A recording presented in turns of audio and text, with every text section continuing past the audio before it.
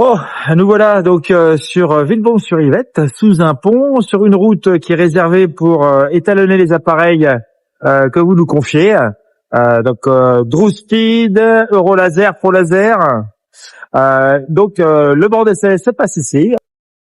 Thomas de la société Mercura va faire une petite présentation du process en fait d'étalonnage des appareils. Bonjour Thomas. Bonjour. Je vais vous demander de nous expliquer un petit peu en quoi consiste en fait les différentes étapes de l'étalonnage d'un appareil en fait. Et merci de votre gentillesse déjà pour nous permettre de comprendre comment que ça fonctionne. Alors, premièrement, on va déjà installer deux appareils. C'est le gros avantage de ce matériel, c'est qu'en fait, on a ici un boîtier d'appareil qui s'appelle un ADER, qui est un radar étalon, qui est le radar sur le sauté de la route là-bas. Qui lui fonctionne par vibration. Et celui-ci, il va remonter une information des vitesses, il va renvoyer au boîtier. Le boîtier va le renvoyer au PC, Oui. Et qui lui va mettre en corrélation la valeur du ADER avec la valeur de l'appareil DrewSpeed et voir si on a un taux d'erreur qui est acceptable pour être mis en circulation. Comme je disais au début, on a deux points d'entrée pour récupérer deux fois les informations, surtout en appareil laser qui permet d'en passer deux en même temps, oui, ce qui nous permet de faire des sessions plus grandes et plus productives.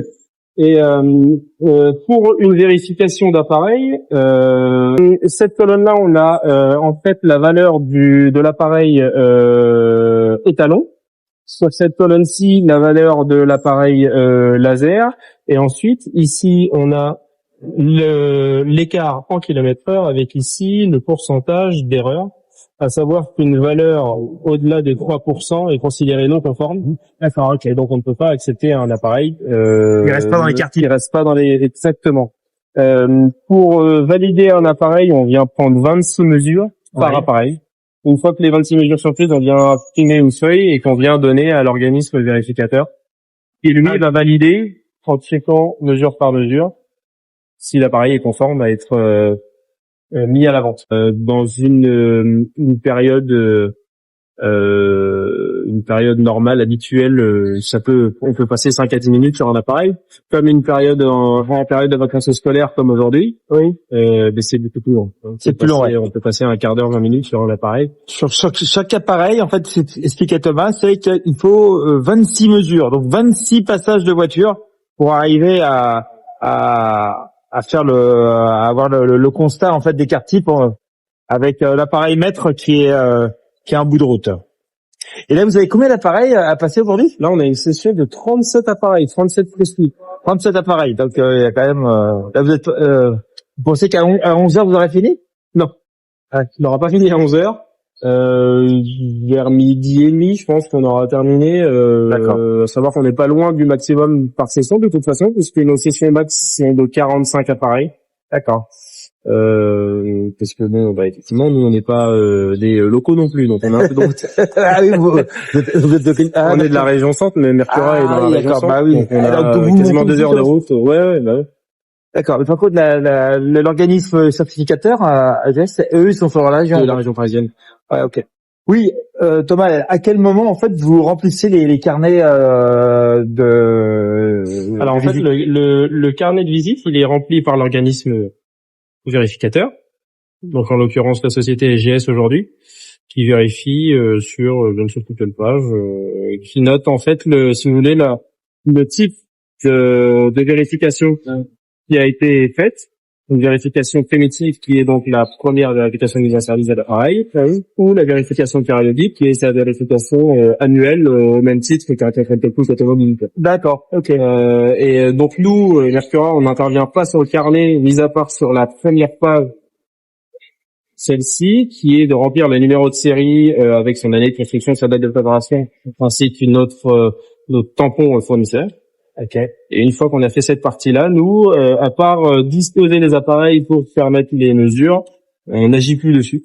Parce que c'est l'organisme vérificateur qui, lui, va valider la conformité de l'appareil. À savoir que la conformité d'un appareil, ça n'inclut pas uniquement l'appareil physique en lui-même, mais toute la globalité, c'est-à-dire l'appareil, son carnet, ainsi que sa caisse. Et la caisse aussi qui est aussi Exactement. Le tout est partie des homologations. D'accord. Ok. Alors, une fois qu'il est passé dans vos mains au niveau de la partie technique, en fait, vous repassez la main à AGS. Tout à fait. Qui vient, lui, valider la conformité de chacune des 26 mesures sur la feuille. Oui. Une fois que il a considéré que celle-ci était conforme, donc c'est pas lui qui décide, c'est par rapport au taux d'erreur indiqué. Il vient donc signer la feuille pour certifier qu'il a validé la session d'étalonnage, et ensuite il vient ajouter une vignette de validité, et donc qui indique la période de validité à laquelle ça a été fait et la période de validité à laquelle ça ne sera plus valide, qui est une durée d'1 an pour chaque appareil. Et là, on le voit bien, la vignette, limite de validité 2026. On a le mois ici, février. D'accord. Donc en fait, ça nous dit que ça a été fait en février 2025, puisque la validité est d'1 an, et qu'en février 2026, à partir de cette date, il faudra le ramener. Ok.